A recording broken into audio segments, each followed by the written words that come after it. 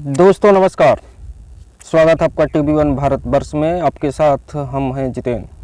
मध्य प्रदेश में भाजपा के लिए बुरी खबर आई। एक तरफ कुआं तो दूसरी तरफ नजर आई खाई। जी हाँ, खबर जो है अंदरूनी खबर, जो अंदर से खबर मिल रही है, तो मध्य प्रदेश की हर एक विधानसभा सीट का भारतीय जनता पार्टी के द्वारा सर्वे कराया गया था। लेकिन उस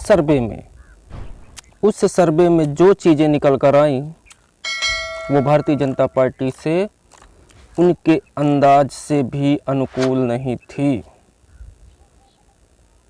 कुल मिलाकर स्थिति ऐसी पाई गई कि 40 विधायकों का टिकट काटा जाना संभव है। लेकिन मुख्यमंत्री जी के लिए ये राह इतनी भी आसान नहीं है, क्योंकि अगर टिकट काटा जाएगा तो बगावत का सुर बनेगा, और बगावत हुई तो फिर राह कितनी कठिन हो जाएगी ये आप खुद समझ सकते हैं। और अगर उन 40 विधायकों का अनुपात निकाला जाए तो 3 यानी हर 3 विधायक का टिकट काट जाएगा। लेकिन अगर टिकट नहीं कटता है, सरकार नहीं काटती है, उन विधायकों पर ही भरोसा जताती है, तो फिर जनता इंतजार में बैठी है। क्योंकि अगर देखा जाए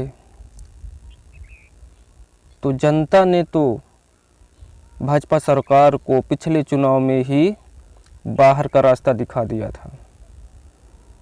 वो तो गनीमत है सिंधिया जी की कि राहुल गांधी और सिंधिया के बीच जो अंदरूनी विवाद हुआ उसका भरपूर फायदा उठाते हुए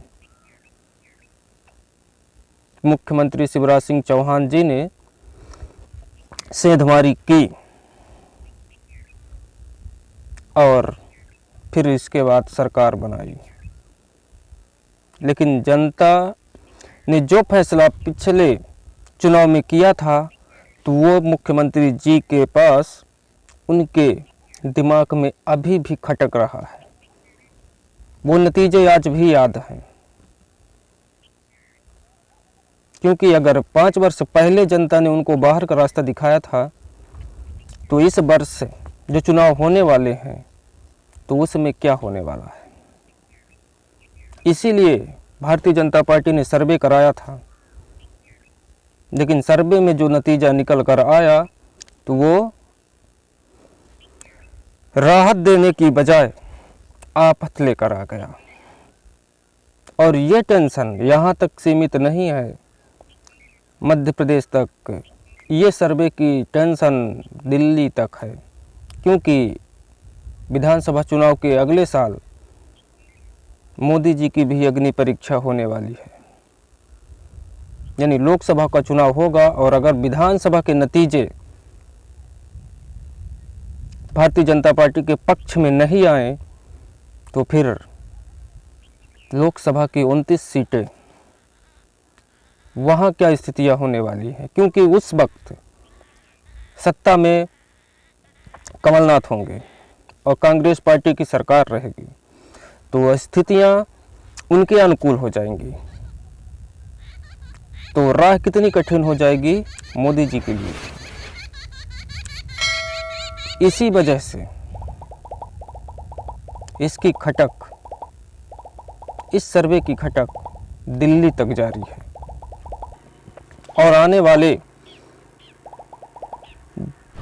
विधानसभा के बाद लोकसभा के नतीजे भाजपा के अनुकूल रहें, इसके लिए अब यहाँ से लेकर अभी तक तो मुख्यमंत्री जी की घोषणाएं जारी थी, एक के बाद एक। अब केंद्र से भी दौरा शुरू हो चुका है, और जिसकी शुरुआत 24 अप्रैल को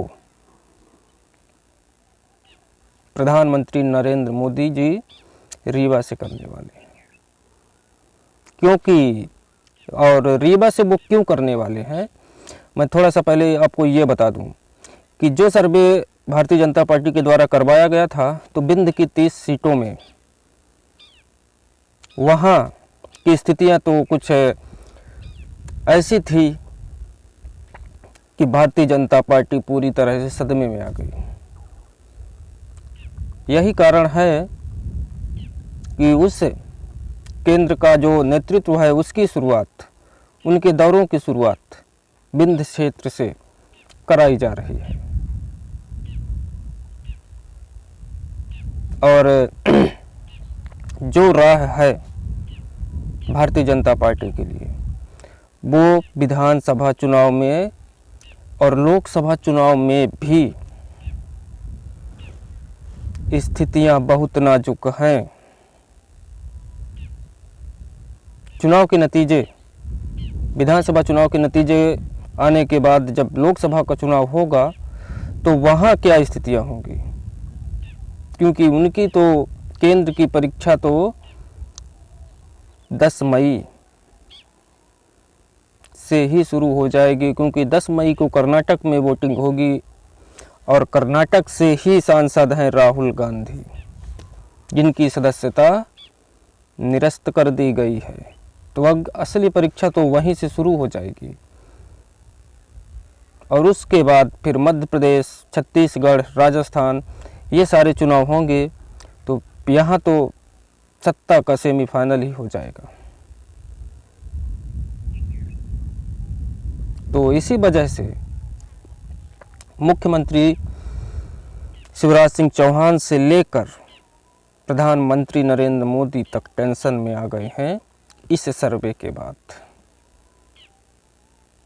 इसी तरह से ताज़ा तरीन खबर और कुछ अच्छी बातें जानने के लिए, अच्छी खबरें जानने के लिए TV1 भारतवर्ष न्यूज़ चैनल को सब्सक्राइब करें और बेल आइकन को भी दबाएं, जिससे हमारी खबरों का नोटिफिकेशन सबसे पहले पहुंचे आप तक।